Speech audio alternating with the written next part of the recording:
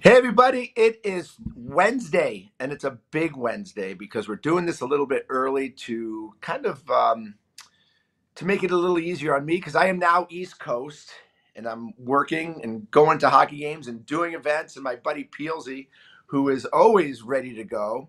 But it's Snipes and Stripes right here in nofilter.net, another Wednesday, and we got a great guest, Theo Fleury, that is going to be coming on and joining us.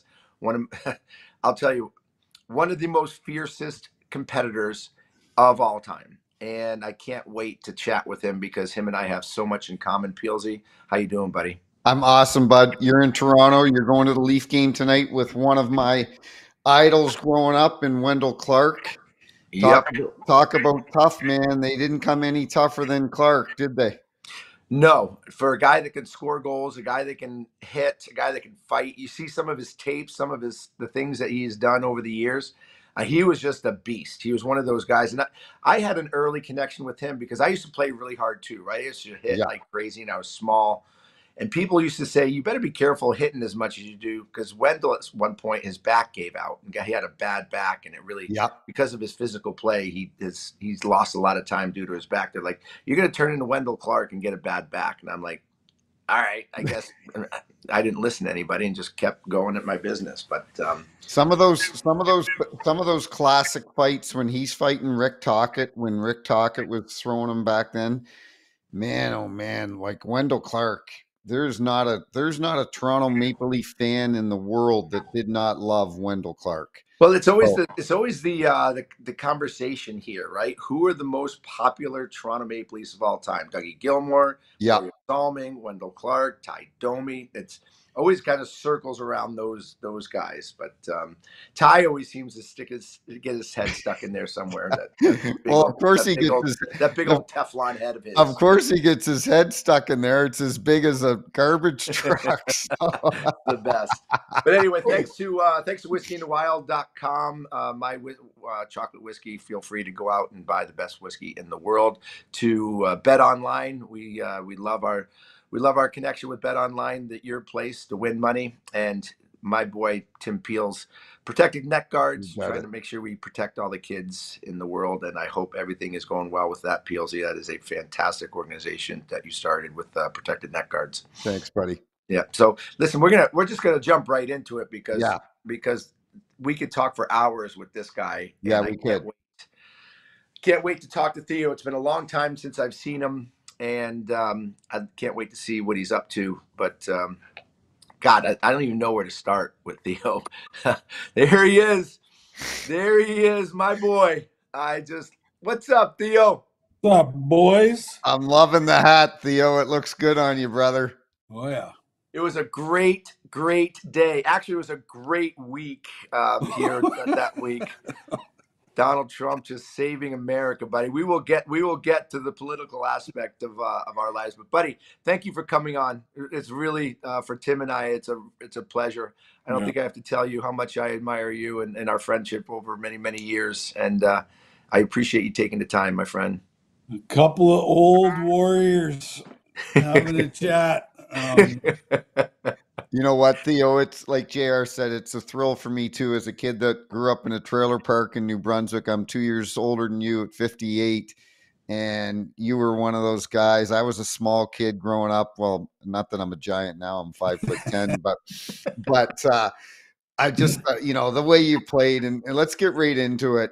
I was trying to look up today who was the GM that drafted you in Calgary?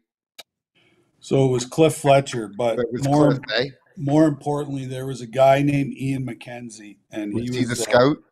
he was the head scout of the Flames, and there was a really great bar in Moose Jaw where I played. And so Ian loved to come to the bar in Moose Jaw. And so while he was there, he'd come and watch us play. And basically every time he'd write something about me, about the game he watched, he said Fleury was the best player on the ice. Fleury was the best player on the ice. Fleury was the best, over and over again. And so, you know, I was picked.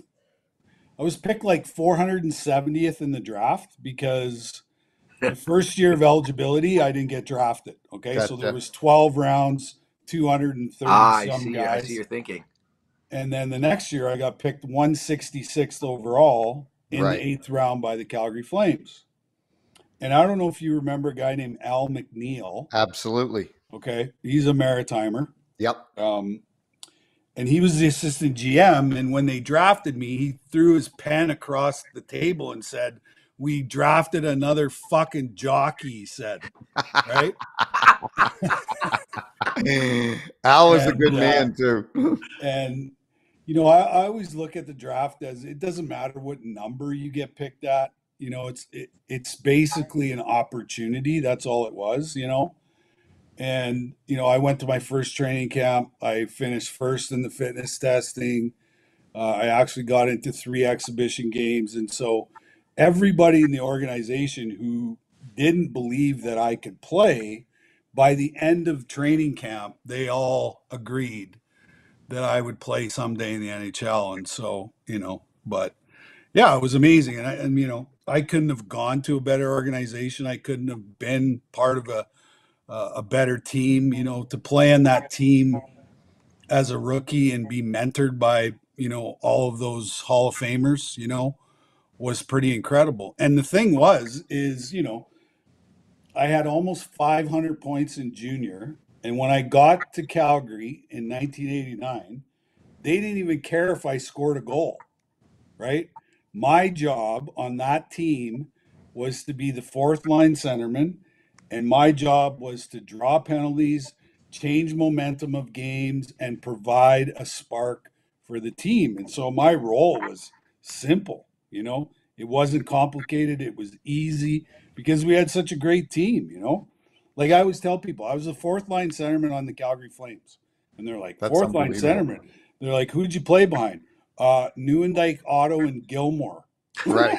Right. Yeah, You know? but Theo, it's amazing to me because obviously it was a different game back then, Yeah. and back then, guys that are on the smaller side don't survive. Right. And No. you came in, and you were just a freak of the nature type player. But tell me what it was like. I mean, obviously going through Moose Jaw and the size. Did you ever think about your size? Did you ever think about, can I make it at my size? Was because you know that the league probably had to have thought that because that was their mentality back Right. then. I was Yeah. small, but what was it like back then? I know you have the willpower inside, but what was it like for you on the outskirts coming Right. into Moose Jaw, Right. missing a year? Like, tell me Mhm. your mentality and what was it? It was just amazing story, man. Well, like when I look in the mirror, I don't see somebody who's small.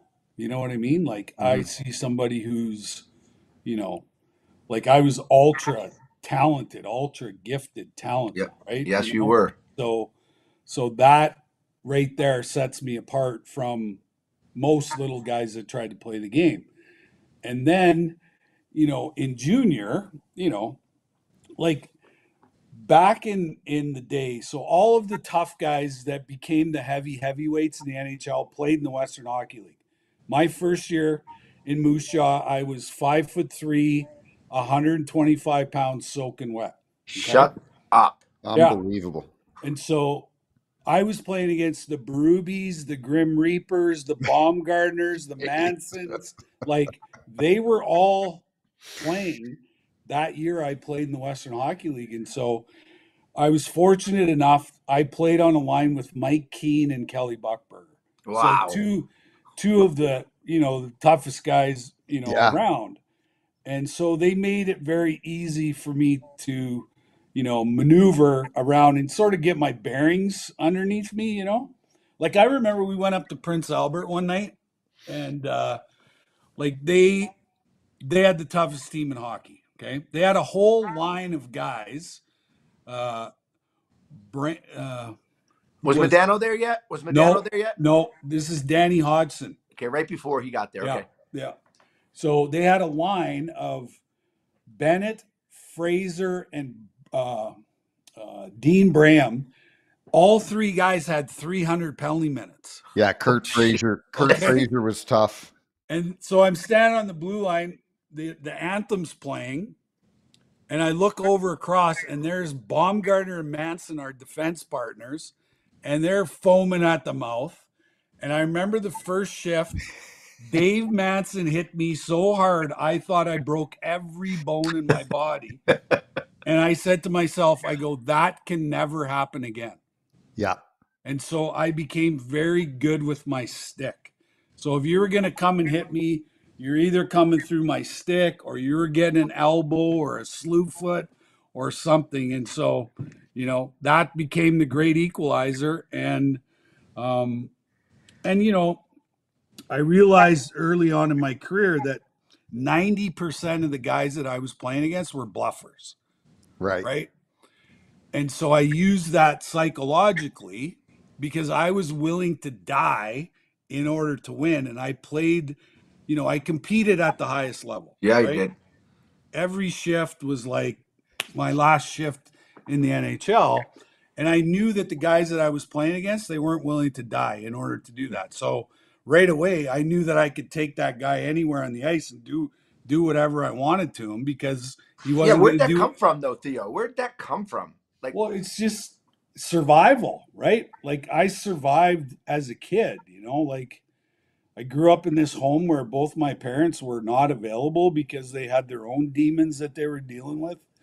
And, they were addicted. And so basically from the time I was 5 years old until now, I've made every major decision in my life on my own. And so wow.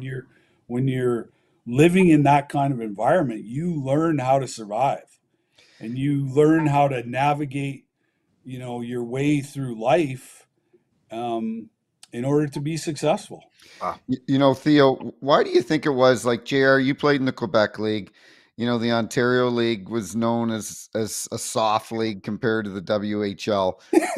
We can go through the list of players like Kaminsky and Chase and Twist and the guys you mentioned. Why was the Western League? Why was it? It was a battle out there every night, wasn't it? Like you had. Oh yeah, it was crazy. It was crazy.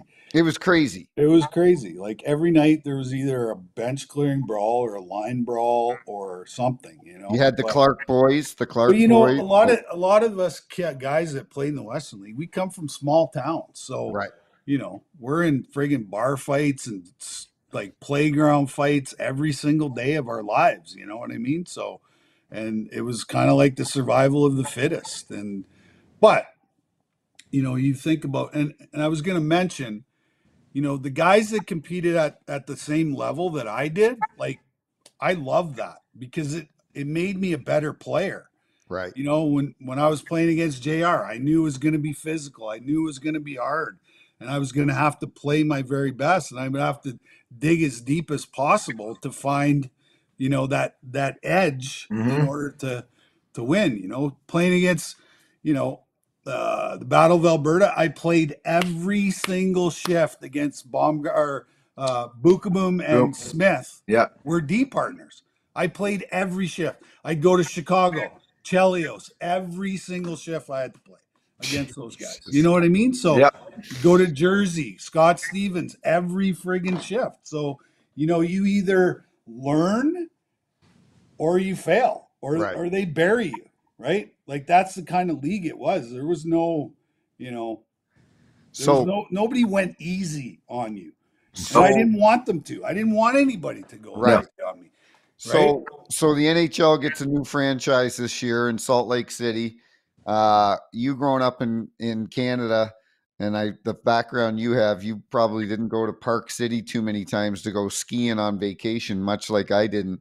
Oh, 100%. We went to practice with our ski shit on. Exactly. Oh yeah. And I remember we had 8 days off at Christmas, and we would go to the rink for practice in our ski shit, practice, and then head up to the mountain and ski all day. It was awesome. You loved it there, though, right? You loved playing there. Yeah, I think it's one of the best cities in America. Well, we had an incredible team there, incredible coaches, and the fans were unbelievable. Like to play in the Salt Palace, like we'd put 13,000 people in that building every night.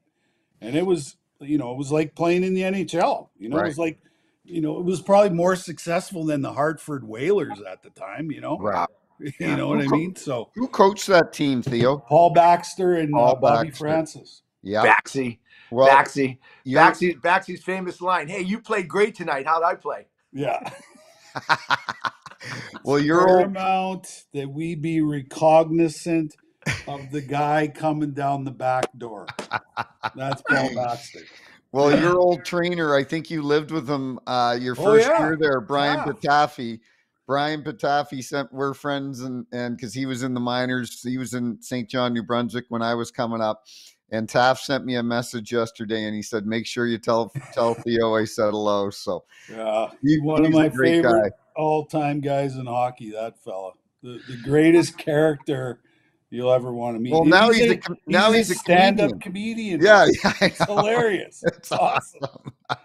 Awesome.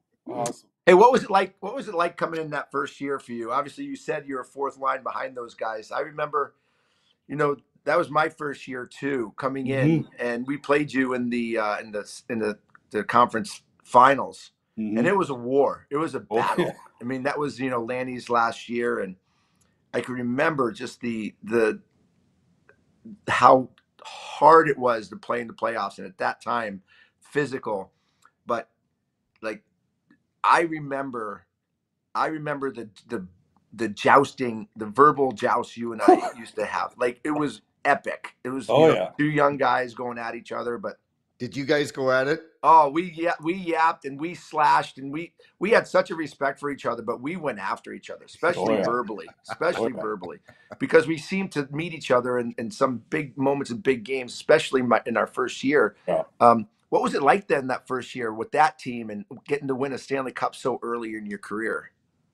Well, it was, like I said, to be a rookie and to be mentored by a group of guys like that, to be taught how to be a professional and how to prepare yourself. And it was, we were so good. Like, that team was so good.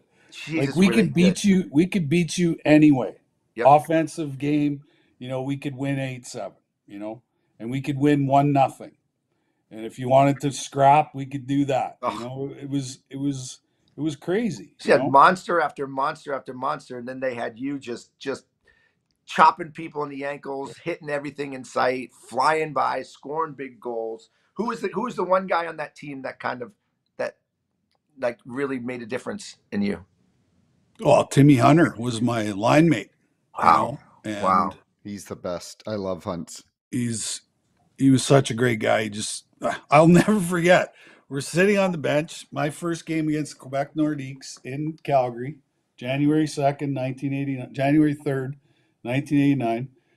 And he leans over to me, he says, "Okay, kid, you can do whatever you want out on the ice." And I'm like, "Are you sure?" And that year, he had the most penalty minutes in his career because he was fucking looking after me. But that team was just amazing. And you know what? What happened was, in the first game of the first series against Vancouver, Mel Bridgman broke Gary Suter's jaw. Oof. Okay. And so I played the point on the power play for the rest of the playoffs. So that's where I was getting the most of my ice time, was on the power play. And I was actually playing the left side. So I was on my wrong hand. And for them to have the confidence enough to put me on the point on the power play as a rookie, playing with Al McInnes, like, just get him the puck. Get him the puck. Yeah. Theo, I'm looking at the guys that were on that team, and as JR alluded to, that team was loaded. How come that team wasn't able to repeat? Because we lost all our leadership the following year. Lanny left, Poplinski retired, Lube went back to Sweden. So we lost a big part of our leadership group, and we just couldn't find just couldn't get it back. And then a couple of years later, they trade Dougie to Toronto in the big trade, right? Yeah. Well, there was a bunch of things that were going on, that we just couldn't find that same chemistry that we had with that group of guys, and because we probably should have won one more Stanley Cup, I'm thinking, because we had such a great team, and unfortunately we ended up losing to Gretzky and the Kings in the first round that following year. So that was probably our best chance to win another Stanley Cup was that year. So yeah, but unfortunately we didn't. But as JR knows, that thing is hard to win. Right. It was impossible. I played another 14 years after that, and the closest I got was when I got traded to Colorado, and we lost to Dallas in Game 7 of the conference finals, and Dallas went on to win their one and only Stanley Cup. So if we would have won that Game 7, I would have 2 Stanley Cups. But like I said, that thing is hard to win, and it's even harder now because there's 32 teams. When we were playing, there was only 21. Right. Right. Yeah. And there were, and by the way, out of those 21, there were 5 or 6 teams that sucked, that you knew you were going to get 4 or 5 points. Point night. Just get all. This is where we're padding our stats. Boys. Let's get ready, right? Absolutely. Is that what you guys would call it, point night? Oh, yeah. Ottawa, San Jose, guaranteed 5 or 6 at least. Exactly. Especially if you scored in the first couple shifts, you got a point in the first couple shifts. You're here we go. Here we go. Good, right? Give me the puck. Yeah. Theo, do you go to many Flames games anymore? No. Before I ask you something, you guys were talking about Theo about size and JR, how guys weren't drafted back then. It was the same way in Theo. Mike Civic, the linesman that lives in Calgary. Yeah. Civvy was 6'7", 6'8". I remember when I got hired in 98 and well before 98, they weren't hiring linesmen, let alone players. They weren't hiring linesmen unless you were 6 foot or bigger, because you had to get in and break up 5-6 fights every night. So it was the same thing for referees and linesmen as it was for players. But I know. So what do you think now? Like they I'll turn on a game on a Saturday night and they say the Battle of Alberta, and it's like there's 5 totally different. There's 5 checks thrown in the entire game. Yeah. I call it the pillow fight. Yeah. It is. It seems like every night's a pillow fight, no matter where you are in the league right now. I'll never forget the series in 91 that we played Edmonton. That was an absolute, it was violent. It was brutal. Like, we were full baseball swinging, slashing each other. No penalties. And you go in front of the net on the power play, and they were breaking those double fiberglass cohos over your back, toothpicks flying all over the place, no penalties. It was unbelievably brutal, that whole entire series. Was that the sliding OT win? That year. Yeah, that was Game 6. I can picture that. Oh, it's iconic. It is an iconic game-winning celebration that will last forever. When we play as long as we play, we usually have one iconic moment, in our careers, and that was it for me, So, and to score it in Edmonton against, our greatest rival to get to Game 7, And here's the thing.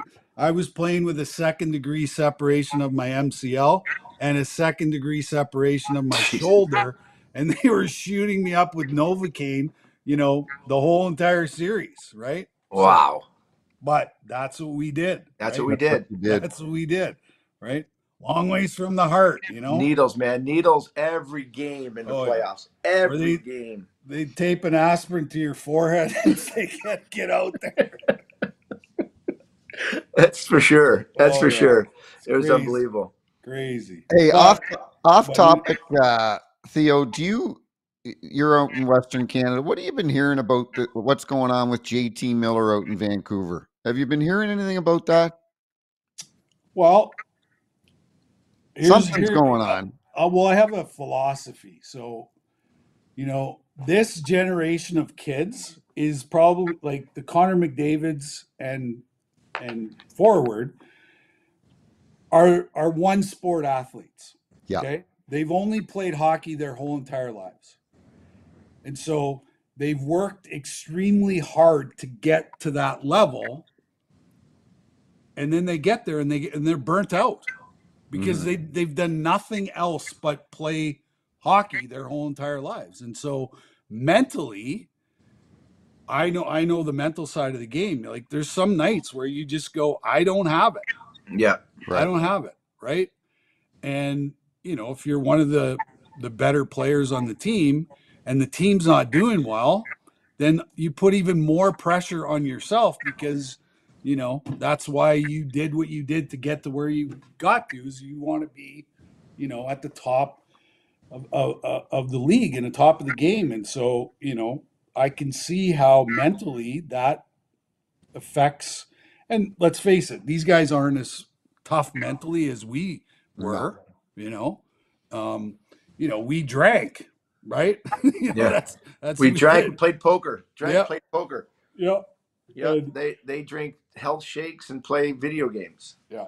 And You know, I so yeah, there there's such an onus on, mental health these days that I can see totally where the guy's like, yeah, I need a break. Like I can't manage what's going on. And so I need a break. I need to get away because it's intense, like the coaches nowadays, like it's intense.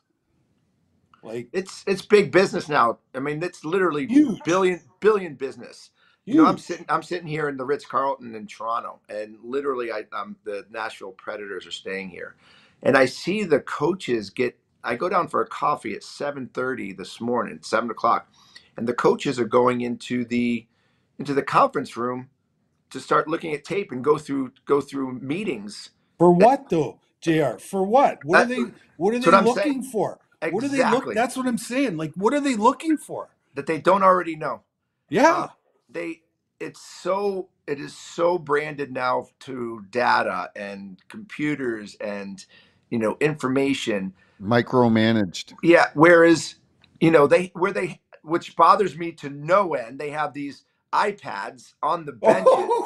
I mean, go screw yourself. If somebody put an iPad in front I of me on the would bench, fucking smash that thing into a million oh, pieces. I I would like to know how many iPads they go through, because if it was back in our day, they Oh would my be they would be god. broken. New ones every game. Well, I no, mean, if you're a smart hockey player, you know when you've made a mistake on the ice, and you Right. don't need to be shown the same mistake 50 different ways. But guess what? I'm the only guy on this whole entire bench who can actually make up for the mistake that I just made. yeah, like I want to see where I made the mistake. No, if you have hockey sense, you know exactly where you made the mistake. You know what it was in the play, where the people were, and you go back to the bench and you go, "Fuck!" I Right? know. And Yeah. nowadays, like, give me the iPad. I want to see what happened. No, what a bunch of horse shit. Yeah. It Well, really it takes away. I think it really does take away from the actual grit and capacity for your brain to dig yeah. really deep, right? Yeah. Because these kids make a lot of money, and I'm not saying it's a bad thing. Everybody should make their money. That's fine. Yeah. But I just think with a lot of money, with all this technology, you go into the arena, they have their own chefs, they make 4 meals a day. It's cushy, Yeah. right? Where do they feel uncomfortable? We felt uncomfortable. Did you feel uncomfortable when you got to the league? All the time. All Right. the time. All the time. It's Yeah. like, I mean, Because we had competition within the team, right? There was guys every bit as good as me sitting out, right? in order for me to play on the 1989 Stanley Cup team, Lanny McDonald was sitting out Right. and I was playing. Yeah. You know what I mean? Wow. So you're out on the ice, you know, skating around on eggshells. Like, I don't want to make any mistakes. You know what I mean? But thank God, you know, Terry Crisp allowed me to make some mistakes early on, you know, in that year, because he knew when push came to shove, as the games got harder and the competition got stiffer, he knew that I was going to be able to show up. I wasn't going to Yeah. fold under the pressure. You know what I mean? So, yeah, the game is way overcoached. Yeah, way over, coach. You know, It's too much info. there's Too no much info. need to have 4 guys on the bench who are coaches. You know what I mean? Yeah. Like, I remember watching a game, an old game of Montreal Canadiens, and it was Montreal Canadiens, and they were in the Stanley Cup Finals, and Scotty Bowman was running the whole entire bench. So you want to change the game, you're only allowed to have one coach on the bench Right. during the game. What do you think of that, JR? All right, listen. I think you take more info, take more noise away from these kids. Take the noise away. The noise it's clutter. Yeah, right? And I love how they say the game is more skilled. No, it's not, because they don't allow the skilled kids to do what they do best, right? Yeah, but Yeah. it's pretty crazy. Yeah. And So then you leave everybody loses their minds when they see McDavid and Bedard and, you know, Austin Matthews. I'm like, we had 40 of those guys playing in the league when I was playing. Well, you know, we played in the best generation. Oh, there's no question. You know why they say it's more skilled, guys? It's because you don't have the hooking and the holding now, and because the game is faster, people automatically everybody can skate think now, that right? it's more skilled. Well, what Theo said earlier is these kids, that's all they've done since they're 5 or 6 years old. And they've practiced and they ate and they trained to do this. So everybody can skate. Yeah. You know, we had fourth liners back in the early 90s that could skate, but you got to push them on the ice. You just have to push them on the ice. We had goaltenders that couldn't do the splits, so they would do the one-legged pushes, or just, you know, Grant Fuhr and Millen. Because if they went down, they ain't getting back up. They ain't getting back up. That's right. You know, so everybody today can skate like the wind. Yeah. Everybody can shoot the puck like a rocket ship. Yeah. But there's very few that have the toolbox, you know, the tools to put in the toolbox, right? Yeah. So it's just amazing. So you leave Calgary, you go off the Colorado Rangers. You had an unbelievable, obviously 18-year career. What was it like playing for Colorado and the Rangers? Like, did you have as much fun? Like, what was it like when you went to those places? Well, when I went to Colorado and walked in the dressing room, I thought I was at the All-Star game. Right.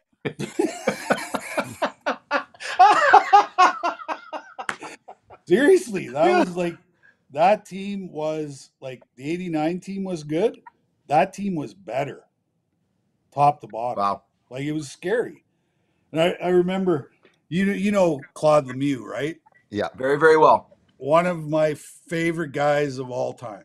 Okay? I'm still very, very close with Pep. Very close. Yeah. So anyways, I walk in the dressing room and he's the first guy I see there. And I'm like, what are you doing here? He's like, what do you mean? I go, it's February. I go, you don't show up till like March, April. I go, Mr. Conn Smythe. Yeah. That's awesome. Yeah. Who was on that team, Theo? Oh shit. Who wasn't on that team? Really? Forsberg, Sakic, Kamensky, Hayduk, Kaminsky, Chris Drury, Dale Hunter, Adam Patrick Waugh, Claude Lemieux, Footy, yeah. Holy hell. Ozelinch. Yeah, it was dumb. We practiced as a team. I was there for 5 months. As a team, we practiced 6 times together. Everything was optional. If it was nice outside, we'd go to the practice rink, and Patrick Waugh, he loved to golf, and I love to golf.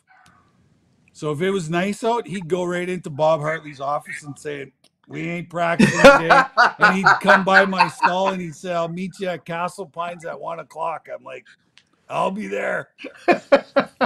That's fantastic. Oh, yeah. Yeah, that It was awesome. a bomb squad. It was You awesome. know, people don't understand how like good Peter Forsberg was, how good Valerie Kaminsky was. I mean, these, unfortunately, you know, obviously Sakic was just, you know, I was with Joe last week, and he's just so unassuming. I know. But holy hell, when he got a chance to shoot that, oh my gosh, Player. what was it Like, like? I'll never forget. So my first game in Colorado was against Edmonton, and we were actually down in the game. So they put me, Sakic, and Forsberg on a line, okay? And we had the puck for a full 2 minutes. Edmonton didn't touch the puck for 2 minutes. Yeah. And at the end of the shift, Sandis Ozelins passed the puck to me, and I literally could have taken the puck, put it over the goal line, pulled it back out, put my glove, and threw it to the referee. That's how wide open I was at the end of this 2 minutes. No way. Oh, yeah. Just the absolute clinic. It was unbelievable. Unbelievable. Yeah. Theo, you were a yapper on the ice. You loved No. You loved stirring the shit and so on. But I never thought of you being, after your playing career, being a public speaker. And JR, I want to read a line from one of the speeches that I saw Theo do recently. He goes, quote, "Trauma is the string that binds us all together." And I love that quote. I think it's so applicable to a lot of us in the lives that we've had. How like, I've watched a bunch of your speeches on YouTube and so on. How are you so comfortable at this? Like, it's like, I don't know if you're uncomfortable at all up there speaking about your life and everything. How did that happen? Well, geez. So basically, you know, I was hiding a secret for 27 years, right? And you know, that secret almost took my life, right? And so when I wrote the book in 2009, you know, I was newly sober. And I kind of knew that if I kept drinking and kept going down the road that I was gonna go down, I was gonna die, right? And not a quick death. I was gonna die the slow addict, alcoholic death. You know, lonely, bitter, angry, resentful. You know, all these things, and I knew that I was way better than that, but I hadn't told anybody about this secret that I was carrying around. And, you know, we have this saying in 12 step, you're only as sick as your secrets. Okay. Yep. And yeah, I was sick. I was sick physically, emotionally, and spiritually because I was holding on to this secret. So 2009, I write this book, and, you know, I tell the whole entire story from start to finish. And,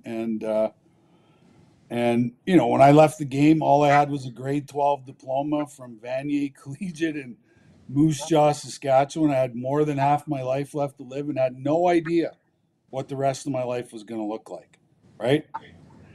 And I didn't have a whole lot of expectations. I didn't think the book was going to be as popular as it turned out to be.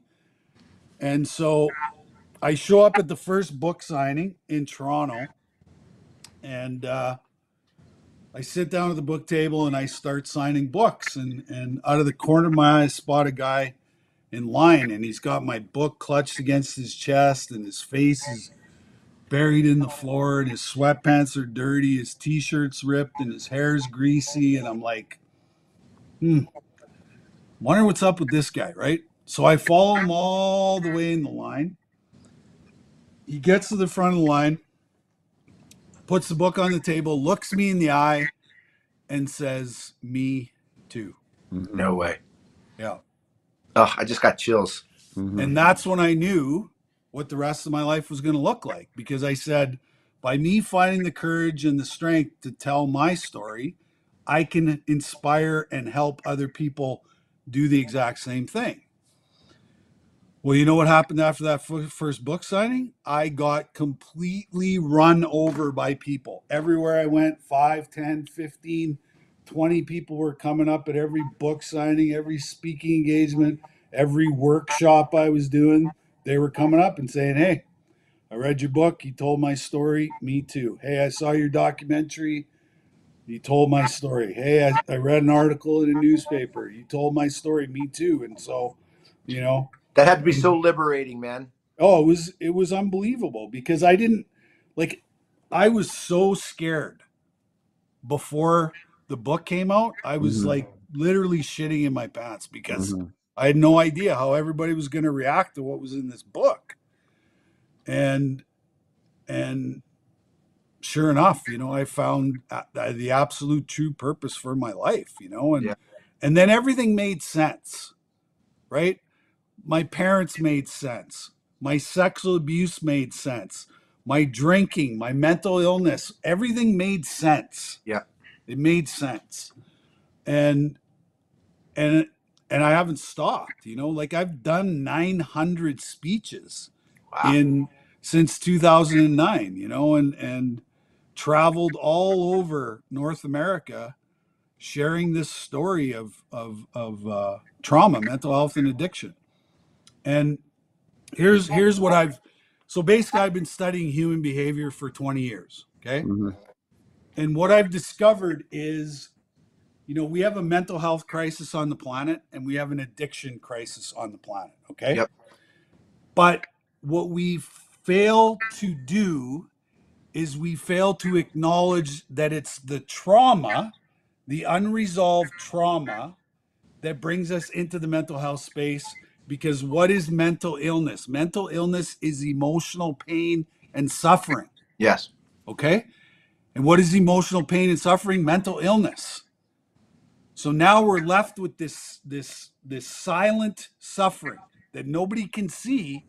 So how do we deal with it? Well, we gravitate towards the dark side of life and get involved in addictive behavior as a coping mechanism to Drown it out. suppress We drown it out. emotional pain and suffering, right? Now, So drugs, alcohol, food, sex, gambling, work, you name it, right? Whatever distracts us from what we're feeling. And it wasn't until I addressed my spiritual, emotional, and physical trauma,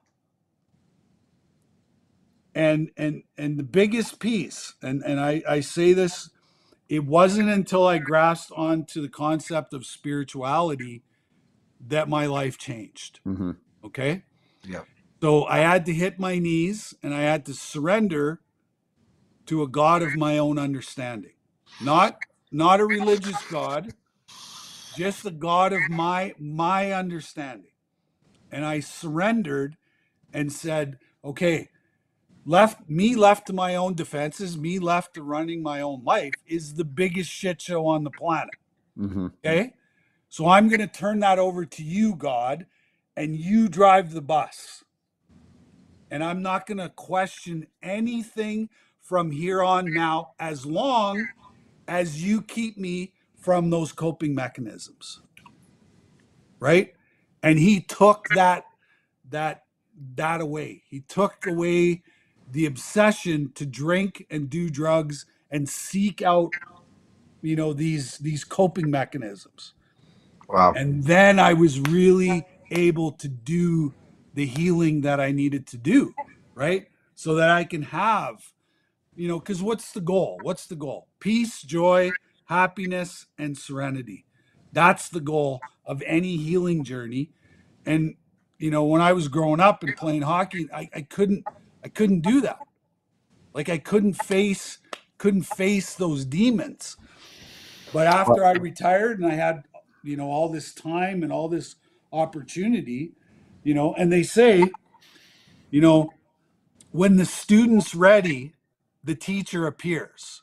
right. Right. And as soon as I surrendered, those teachers started showing up, right? Every person that I needed to help me make sense of all of this, they started showing up. And, Wow. me being a guy that, um, um, that was willing to do whatever it took to feel better, like I just lapped all of this stuff up, and I Velcroed myself to these people because they were talking my language and they were speaking my language. And so now, after being on a 20-year, spiritual awakening and spiritual journey, now I'm one of those teachers, You who's sure able are. to, right, to help You people, sure are. right? Well, I know So, you didn't. I know you didn't get it. You didn't write this book to be an inspiration to people. That no, wasn't I that just, wasn't right. That wasn't your no, focus when you're writing that book. But what has uh-uh. happened through writing that book is you have become an inspiration to Yeah. people. But I do want to ask you because I think I saw in one of your speeches you said that basically for 27 years you didn't really sleep, and the only time you slept is if it was alcohol and drugs. Where were you when you contemplated taking your life and you put the gun in your mouth? Yeah. Well, um, so basically, after we won the Olympics in Salt Lake City, Uh-huh. I should have retired because after that, I just like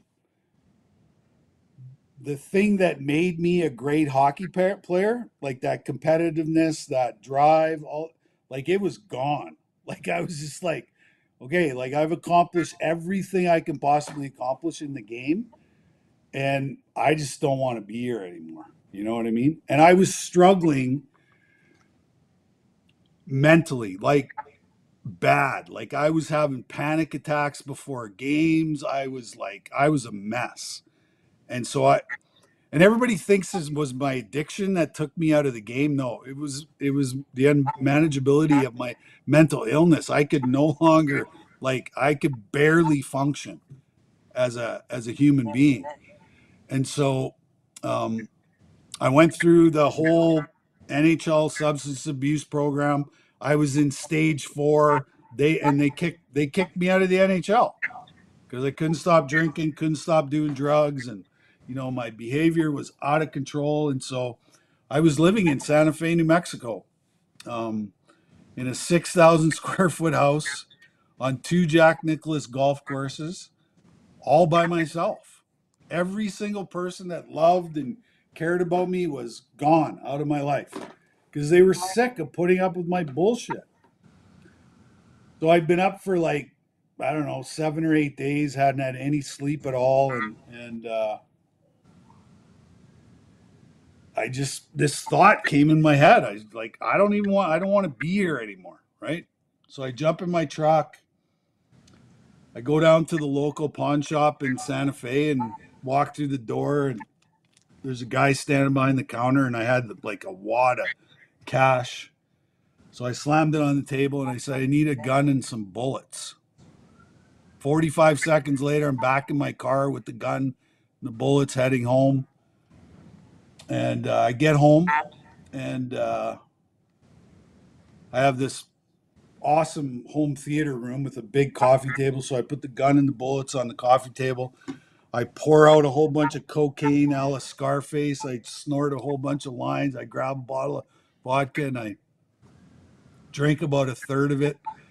And I sit there and I reflect on my life, right? All the amazing things that happened, all the horrible things that are happening, like a movie playing in my head. And so I don't know, I probably sat there for a good 45 minutes and then finally got up enough courage, grabbed the gun, loaded the gun, put the gun in my mouth, and I remember it rattling against my teeth, and I remember what it tasted like, and still this movie's playing in my head. And then right at the moment of truth, when it was time to pull the trigger and end my life, this little voice comes into my head and says, you've never quit anything in your life. Why are you quitting now? Wow. And that allowed me to take the gun and throw it into the desert. And I had 2 choices. Was I going to die or was I going to live? Well, I chose to live, but guess what? I have no clue how to live life on life's terms, right? All I know how to do is cope. That's it. Whether I'm happy, sad, mad, glad, all I know it's a feeling and I know how to make it go away, right? And that was the start of this incredible 20-year healing journey that I've been on. Wow. Yeah. It's absolutely spectacular. Because I've kind of gone through a quarter of what you were just talking about in my own journey and my own mental illness and my own addictions. Had to go through that whole aspect too. So I just sitting here, I've got chills just listening to you and how inspired I am right now. Like I want to go out and tackle the world seriously right now. Well, I'm going to ask you this. This will be kind of the last kind of moving on question, because you have done everything. You have won a Stanley Cup. You have won major World Juniors. You have won Olympic gold. You have done everything. Your stats are insane. I don't know if you ever see the stuff that I say, but I was very fortunate to finally get into the Hall of Fame this year, and I've been you've been the one person that I have said, you and Alex Mogilny, I have no idea why these two gentlemen are not in the Hall of Fame. You want to talk about two people that should be there the most is you and him. And I wonder how much of that sits in you right now. How much of that do you need that in your life to kind of just close the lid on everything? Because you've done some amazing things, Theo, and the amount of people that you have helped. Where does that sit with you, buddy? It fluctuates, like it fluctuates. Like I know from my peers, right, that they all agree. Every time I run into Gretz or Mario or whoever it is, right, whoever. It's 1,000,000%. Right. They all say, you should be in the Hockey Hall of Fame, right? And so in my mind, I'm already there because the people that matter the most have said it. You know what I mean? But here's the thing, like,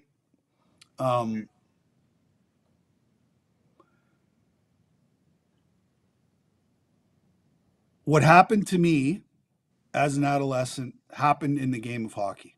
Okay. And because I told my story the way I told it, I've been basically canceled by the NHL. Okay. So who's responsible? Who's responsible? Right? What if I have to be accountable for my actions, which I have been, because I healed myself and now I'm being of service to people. Okay. So why isn't anybody asking the NHL? Because here's the story. In 1996, Sheldon Kennedy told his story and they could have made changes. In 2009, I told my story and they could have made changes. And what happened in Chicago?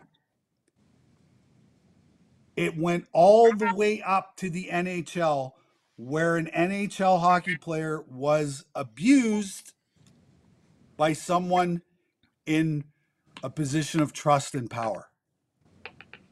So that's my fault? I have to pay for that? Right.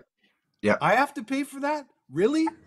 I think it's the other way around with how it should be. The fact that you were able to do all this with what happened to you makes you even more of a Hall of Famer. 100%. No, I get it. And you know what? I'm so sick of answering this question. I know. Trust me. Because, I've been through it. I asked you this because I've been you and I have been getting the same question for over a decade.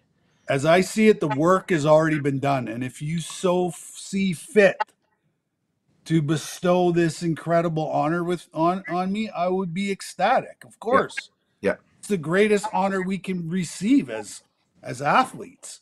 Yeah. Is any Hall of Fame. And it's I really don't know. I really don't know. I played the game as honest as anybody has ever played the game. Yep. Like it didn't matter what kind of shape I was in. If you throw a puck on the ice, I am going to give you everything I have. Yep. And I did for 15 years, Yep. you know, and so, like I said, it's out of my hands. And hopefully someday that will happen. Hopefully I'm still alive when it does happen. You know what I mean? Yeah. But you know what? What I'm doing today is so much more important. Right. You know, the biggest the biggest epidemic on the planet is unresolved trauma. It's not mental illness, it's not addiction. We have a serious unresolved trauma issue on the planet. And who are the biggest perpetrators of abuse on the planet? Government. Governments are the biggest perpetrators of abuse on the planet. Yes, they are. Yes, they are. And so, why have I been so outspoken when it comes to politics? Is because I made a promise to myself in 2009 that if I saw abuse, I was going to call it out. And that's all I've been doing for the last 5 years, is calling out systemic government abuse at the very highest levels of government. You sure have, buddy. And I Yeah. will tell you, it is totally evident what we see your effect. Your passion goes beyond levels that I think anybody can imagine, both in your personal life and your professional life. I got to commend you because you're an inspiration to me, buddy. I love you to death. I know for a fact you will be on that stage one day. I know for a fact you will be alive to see it, and I will too. And I can't wait. I can't wait to be in that in those chairs watching you tell your story in front of the hockey world where you deserve to be, my friend. Yeah. And I mean that from the bottom of my heart. Well, I appreciate it. And when you got elected last summer, I was like, oh my God. I was like, There's a chance. the Dumb and Dumber. There's Are you saying there's a So what chance? you're saying, there's a chance. That's awesome. I knew right where you're going. I knew it. Yeah. Well, but you know what though? I don't even know if I will be able. I don't even think I'll be able to say my speech that night because there's so many people that I need to thank. Mm-hmm. Yep. You know, and I know, and not hockey people. I'm talking about you know, people who saw me at my lowest point in my whole entire life, who kind of picked me up and dusted me off, and you know, showed me a better way to do this thing called life, because I wasn't doing it very good for a long time, you know, and but you know, God is great, and you know, thank God he stepped in and you know, saved my life, saved my ass. Well, thank God, because you're changing lives. So keep spreading the word, keep spreading the gospel, buddy, and keep being Theo Fleury. I will. Appreciate you being on with us. I'm never gonna change. That's for sure. Theo, we really appreciate you taking the time to join JR and I today. You are an inspiration. Yeah. But selfishly, growing up watching you, man, you were a stud. God, you were a stud.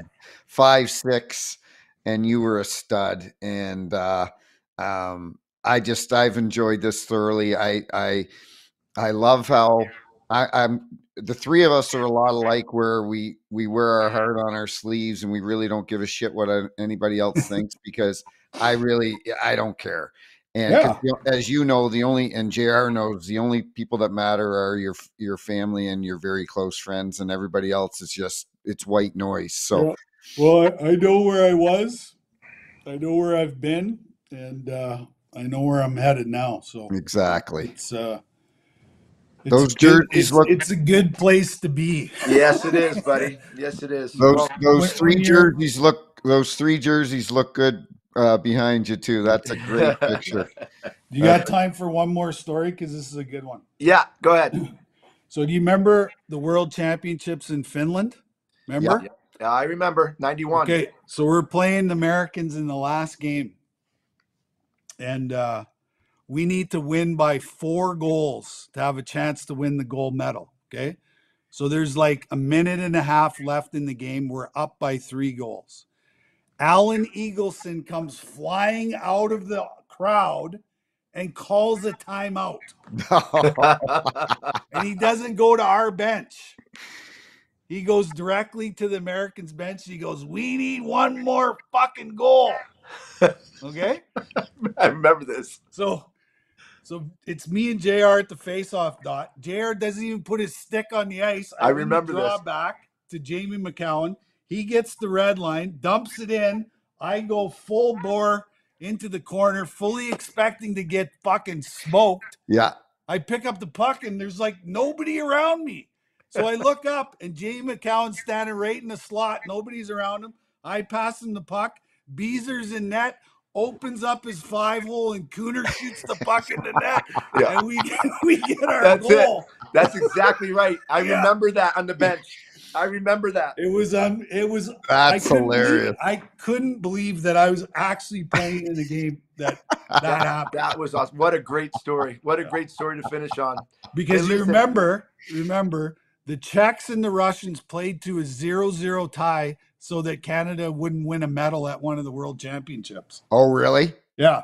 And so Eagle was very aware of that. Yeah. Oh, And so yeah. he was like, yeah, it was. Hey, we might be foes as nations, but not that night. No. Yeah. That's awesome. We were North America. Yeah, we're a night. North American Exactly. team, North Just like America. we are now. The That's right, buddy. Patriots. Magger all the way, buddy. Well, listen, Magger Theo, all I the love way. you.